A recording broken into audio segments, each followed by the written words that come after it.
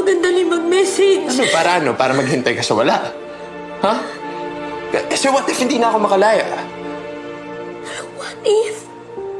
What if? So ano?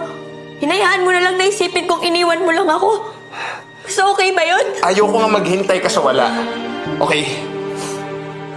Tsaka yung anak natin, syempre ayoko namang isipin niya, kriminal yung tatay niya. Oo, sige. Pero di ba hindi mo naman sinadya? Oo nga, pero nakulong pa nga rin ako, Rox. I'm a convict. A nobody. Wala naman silang pakialam kung sino ako sa Pilipinas eh. Hindi ko kinayang bumalik sa inyo ng anak natin, Roxy. Sobrang bagsak ko. Kasi hindi ko mapatawad sarili ko kasi alam ko.